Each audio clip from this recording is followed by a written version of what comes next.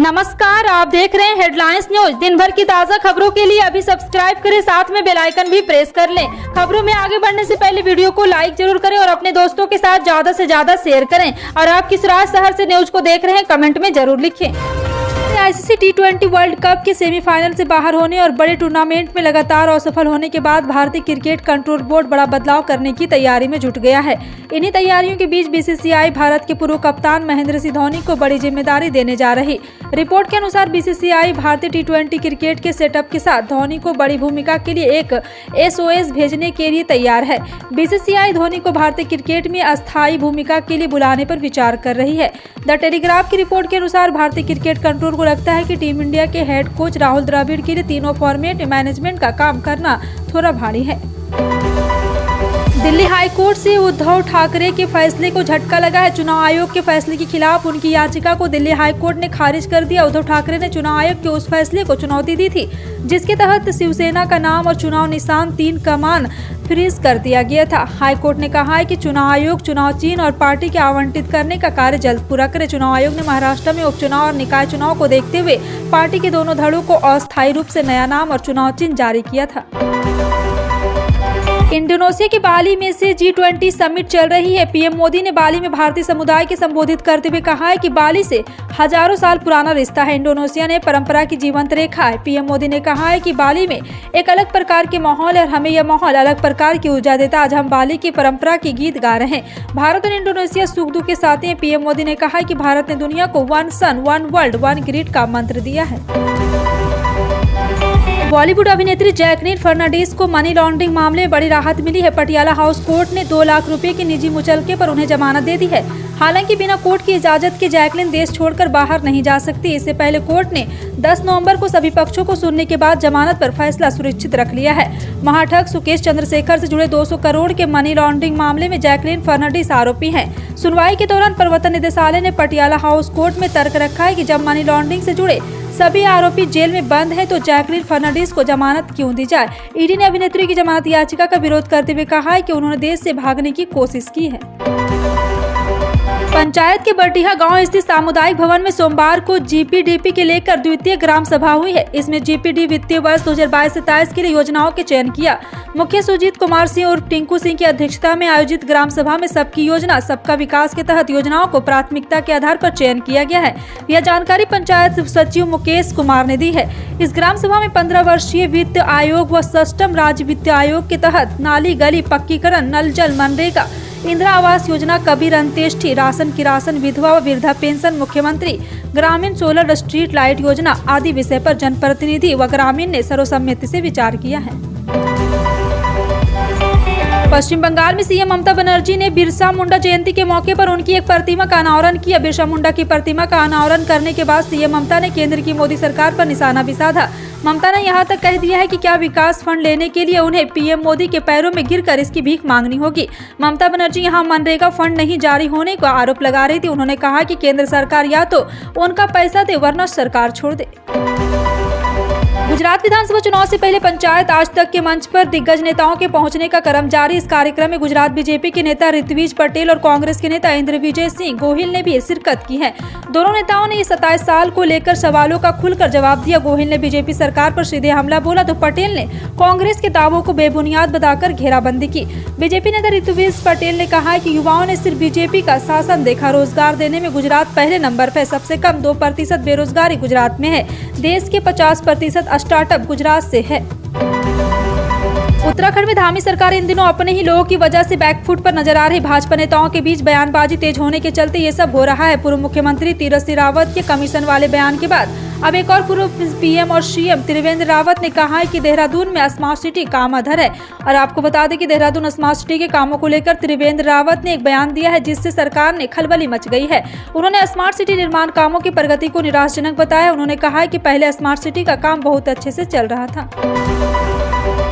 Delhi MCD चुनाव को लेकर सभी पार्टियां जबरदस्त तैयारी में जुटी है। फिलहाल एमसीडी पर भाजपा पिछले 15 सालों से काबिज है। ऐसे में इस बार आम आदमी पार्टी की कोशिश है कि भाजपा को हराकर वो चुनाव जीते। इसके लिए आम आदमी पार्टी ने थीम सॉन्ग भी लॉन्च किया है। इससे लॉन्चिंग के लिए पार्टी दफ्तर में राज्य के डिप्टी सीएम मनीष सिसोदिया भी मौजूद रहे। उनकी मौजूदगी में भी ये थीम सॉन्ग लॉन्च किया गया। इस गाने को आप विधायक दिलीप पांडे ने ही गाया है। हरियाणा में गोदाम में रखा करीब 44,000 मीट्रिक टन गेहूं खराब होने का मामला पर डिप्टी सीएम दुष्यंत चौटाला ने कहा है कि इस बार बेहतर तरीके से धान की खरीद हुई। अब तक 58.59 लाख मीट्रिक टन धान की खरीद हुई। करीब 57.58 लाख मीट्रिक टन से ज्यादा धान की उठान हुआ है। 98.7% धान का मंडियों से उठान हुआ है। दुष्यंत चौटाला ने कहा है कि 98% किसानों की फसल खरीद का पैसा सीधा 48 घंटे में खाता में डाला गया। IRCTC अब अपने मेन्यू में स्थानीय और क्षेत्रीय व्यंजनों को भी शामिल कर सकेगा। रेलवे बोर्ड ने अपनी खान-पान और पर्यटन शाखा IRCTC मेन्यू में स्थानीय और क्षेत्रीय व्यंजनों को शामिल करने की छूट दी है। साथ ही मेन्यू में डायबिटीज और पेशेंट को छोटे बच्चे के लिए उपयुक्त भोजन के मेनू भी शामिल किया गया है।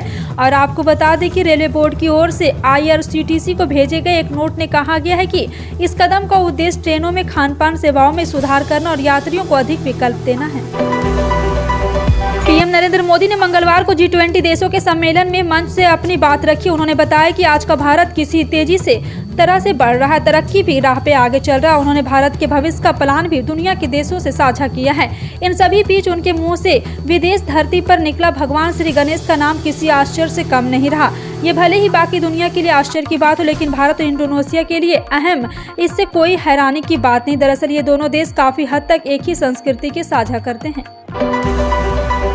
उत्तर प्रदेश, दिल्ली और NCR समेत कई राज्यों में अमूल मक्खन की देखी जा रही कई लोग इस कमी को लेकर ट्वीट भी कर रहे हैं। वहीं अमूल कंपनी की ओर से कहा गया कि 4-5 दिनों में बाजार में मक्खन की आपूर्ति उपलब्धता पूरी तरह सामान्य हो जाएगी। मीडिया रिपोर्ट के मुताबिक उत्तर प्रदेश, दिल्ली, अहमदाबाद और पंजाब समेत कई राज्यों के बाजारों में अमूल मक्खन की कमी देखी जा रही है। कई लोग और ग्राहकों ने ट्विटर पर इसकी जानकारी दी। कुछ रिपोर्ट में यहाँ तक कहा गया है कि अमूल मक्खन की किल्लत के कारण बाजार में नकली और अन्य प्रकार के मक्खन बिक रहे हैं।